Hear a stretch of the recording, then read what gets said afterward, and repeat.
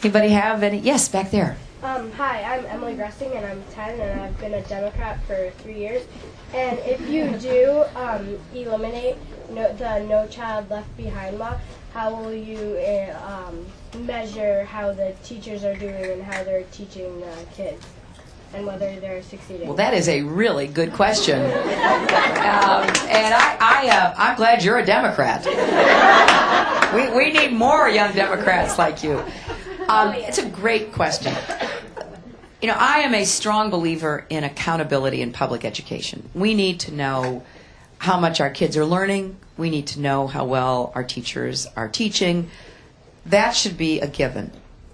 But I think that what has happened with No Child Left Behind is that it has homogenized, in a sense, our class. It is treating everybody as a little test taker. All the children are being forced into a certain mold, and a lot of the curriculum is being eliminated in favor of just focusing on teaching for these tests. And I think that's unfortunate. And I believe that we could have both a broader curriculum that would excite kids' learning and perhaps ignite their interests, because you'd have art and music and, foreign languages and all the programs that are often being cut out. So I would do it differently. I would like to see us move more toward individualized accountability on how students do. Let's say we have a class of 25 students here in Keene, and maybe 5 of the students are not even English speaking when they arrive. And maybe 5 of the students are special education students who are mainstreamed. And 15 of the students are all ranges of preparation and aptitude. Under No Child Left Behind, a test is given at the beginning of the year. And all the children take the same test. And on a scale from 1 to 5, the average is 2. So by the end of the year, a test is given, and the average has been brought up to 4, which is, on average, pretty good, because you had a lot of kids who started out pretty far behind. Well, the whole class is considered to be failing because you haven't met the 5 standard, so you're not considered proficient. And what you have done during that year is take, say, the 5 kids who could pass the test tomorrow and score a 5. They have basically been stalled in their learning because all the attention has been given to the kids who need to have their proficiency raised. Wouldn't it be a lot better to take those 25 kids and to have 25 different scores? So you'll have the 5 who are 5, and you'll have, the 5 who are 1s, and then you'll have the 15 who are from 2 to 4. And what we want to do is move all of them up that really reflects their learning. So if somebody is at 5 to start and is at 5 at the end, what has that child learned? We've got to let that child kind of run free. Have that child given more challenging information and curriculum. Let that child go as fast as he or she can go. And for the children who are 1s and 2s and 3s, we need to tailor our interventions that will most help them. For kids who are not English-speaking kids, obviously they need intensive language help. And for kids who are special ed, they need the kind of constant mentoring and tutoring that will help them. And for other kids, let's find out what they're interested in and what they're good at. And when you give tests only in math and science, you miss the kids who, or math and reading, you miss the kids who are good in science. You might have a kid who's really interested in learning about, as they all are at that age, dinosaurs, and they're reading wildly, but, they're not good test takers. There's just so many variations on what makes for a good test taker. So I'd like to go toward what are called growth models, where how much does an individual child learn?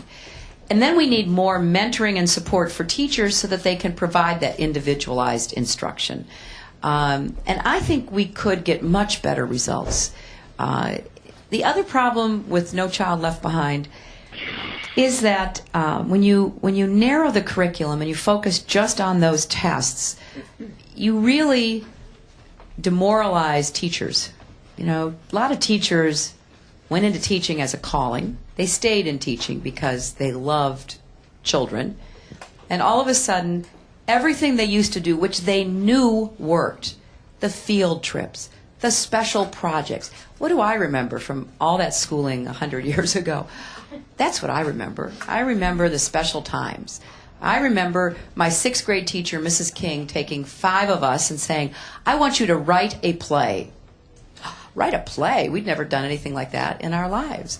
Write a play. She said, I want you to write a play about a group of students going to Europe. So I want you to read everything about Europe. I want you to have a play where you go to different countries, and I want you then to put on the play.